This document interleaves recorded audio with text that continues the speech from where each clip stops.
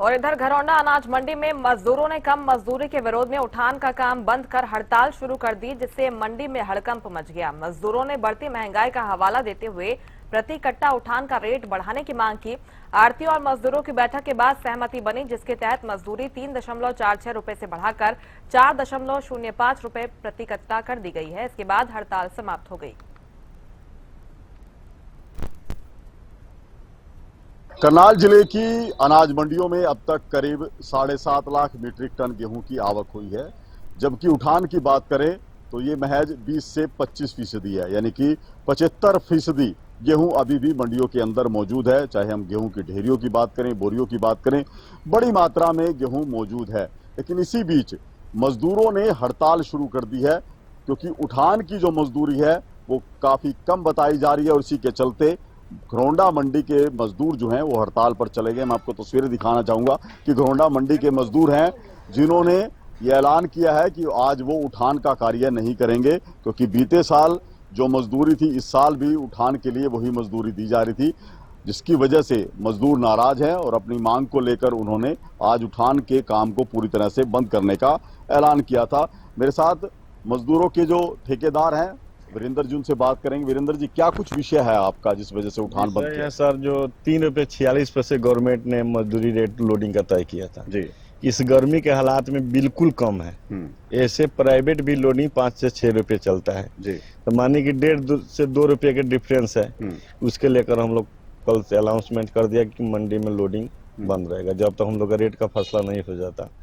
अभी इस प्रधान जी जय भगवान गोयल जी बुलाए थे, उसको 5 रुपये को लेकर उतना तो नहीं किया गया, बल्कि 4 रुपये 5 पैसे मजदूरी बढ़ाकर, माने 3 रुपये 46 पैसे से बढ़ाकर 4 रुपये 5 पैसे लोडिंग का तय कर दिया गया। तो अभी जिस तरह से आप कह रहे थे कि पिछले साल भी यही रेट था, इस साल अभी तक जो उठान हुआ है उसकी मजदूरी क्या कुछ रहेगी, उस पर कोई सहमति बनी है इस बैठक में? उस पूरा जो शुरू से अंत तक रेट वही मिलेगा, 4 रुपये 5 पैसे। तो बाहर जिस तरह से आप कह रहे हैं कि 5 रुपए प्रति कट्टा मिल जाता है, तो मंडी में इतना कम होगा तो मजदूरों को तो नुकसान हो रहा होगा।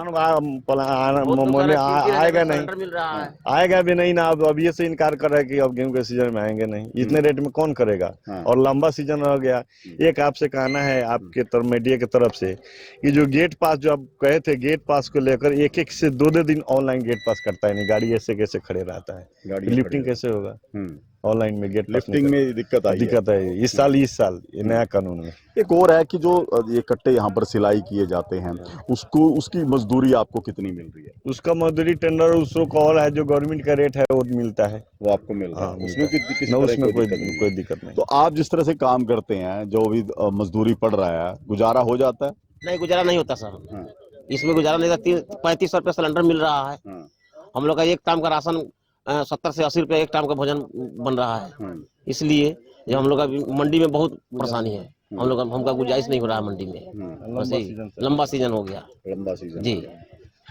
तो बिल्कुल देखिए, मंडी के मजदूर हैं जिन्होंने हड़ताल की है कि जब तक उठान की मजदूरी नहीं बढ़ेगी वो उठान का काम पूरी तरह से बंद रखेंगे। हालांकि अभी बैठक हुई है जिसमें रेट बढ़ाने को लेकर कुछ सहमति हुई है। 3 रुपये 46 पैसे से बढ़ाकर ये कुछ 4 रुपये के करीब जो है वो करने पर सहमति बनी है। अब देखने वाली बात ये रहेगी कि क्या मजदूर इस पर सहमति बनाते हैं, क्या उठान प्रक्रिया सुचारू रूप से मंडियों में शुरू होगी, क्योंकि पहले से ही जो उठान की जो प्रक्रिया है, लिफ्टिंग जो है वो काफी स्लो है।